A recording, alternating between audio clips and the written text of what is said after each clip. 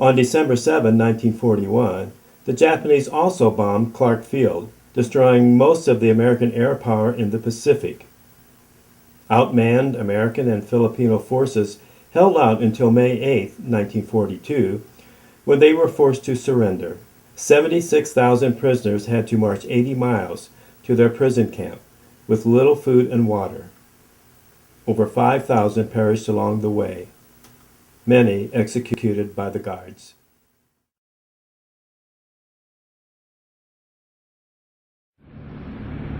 In 1941, the Japanese bombed Pearl Harbor. 10 hours later, across the Pacific, they attacked the Philippines, clearing the way for an overwhelming invasion of the islands. U.S. forces, including 10,000 Americans and 60,000 Filipinos, pull back to the Bataan Peninsula, and with their backs to the sea, they're trapped. After 4 months of fighting without supplies, starving American and Filipino troops surrendered to the Japanese Imperial Army. The Japanese take the weakened soldiers on a brutal 60-mile forced march. Men who fall out of line are bayoneted or shot. 15,000 perish on what would become known as the Bataan Death March. The surviving POWs are herded into various camps at O'Donnell, Cabanatuan, and Palawan. The Japanese guards who view surrender as a disgrace treat them viciously. Thousands die from disease, starvation, and abuse.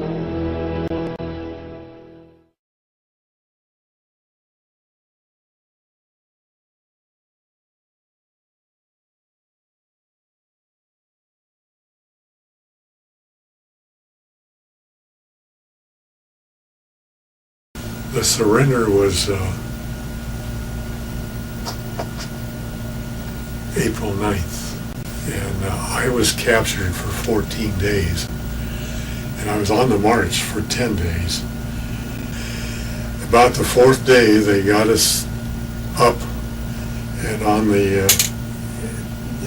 edge of the road and gave the signal to start walking, start marching.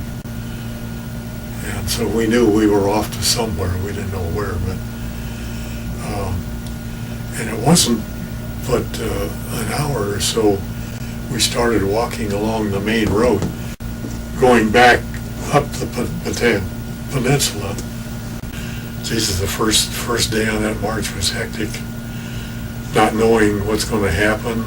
They started stopping us individually and going through our pockets and seeing if there was anything that they could get that they wanted or take away from us, get some satisfaction out of that. So we virtually ended up with nothing, our canteen. They didn't take our canteens. I don't know why, but then it became more difficult to get water. There were, artesian wells along the roads because of the rice paddies, And we were thinking, geez, when we got low on our water, we could just go to the wells and fill up. But no, that was not permissible. And I saw so many of our guys that were just dying from thirst. They'd break ranks and go to these artesian wells and literally stick their heads under the well and get a good drink of water when the Japs would come up and start bayoneting them, and then finally shooting them in the head, kicking them off to the side of the road. That happened so many times. And I know in one case, my case, we were marching along, and one of the kids next to me, he started stumbling, and I knew he was pretty bad off. So I grabbed him, and the kid that was on his other side grabbed him too with me. We were both literally carrying him along, almost dragging him because he could hardly walk. And then he started saying, put me down, put me down, put me down. He said, I can't go on, I can't go on. So we looked at one another, and you know, if it was hurting him more to be dragged along than dropped along the road, why I guess the best thing to do was to take him over there. So we did, and we just stepped out of line, out of ranks. And the next thing I knew, I was just seeing stars. And I don't know, I couldn't tell you what happened. But when I came to, there were two guys dragging me along. And I said, what the hell happened?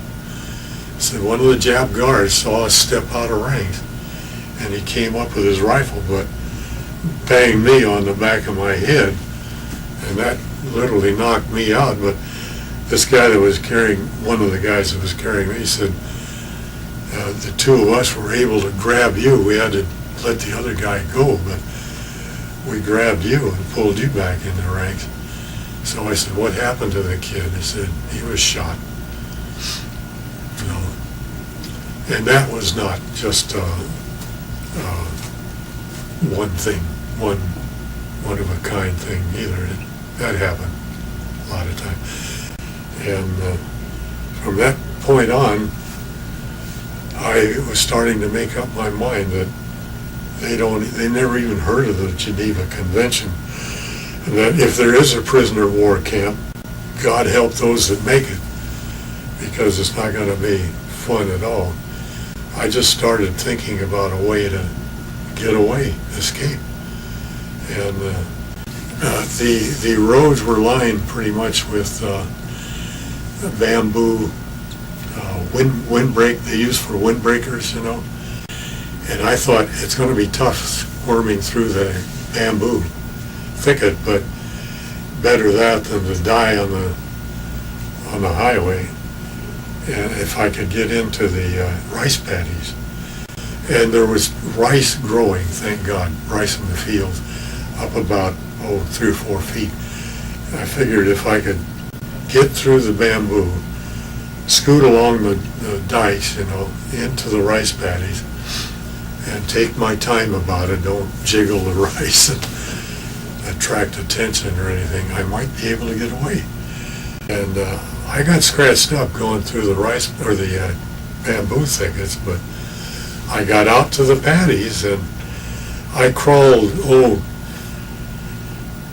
maybe 5 or 10 yards in, and then I just laid there. I felt I was far enough away that if they weren't looking, they couldn't see me from the road, and the bamboo thickets would block some of the vision anyway. And I lay there for, I don't know, it seemed like forever, but maybe an hour or two, and then I couldn't hear anything from the road anymore. So I started crawling on the rice paddies again. This was pretty close, about mid-afternoon, I would think. And I heard some voices from behind me, and I thought, oh my God, after all this, I thought it was the Japs, you know. And so these 2 young boys came up and saw me before I saw them. And they said, hey Joe, it's okay, we're your friends. I thought, oh, good God, thank the Lord, you know. And they said, we're taking you to Santa Rita, to a Catholic convent over there. The nuns have agreed to take care of you till you can get your health back.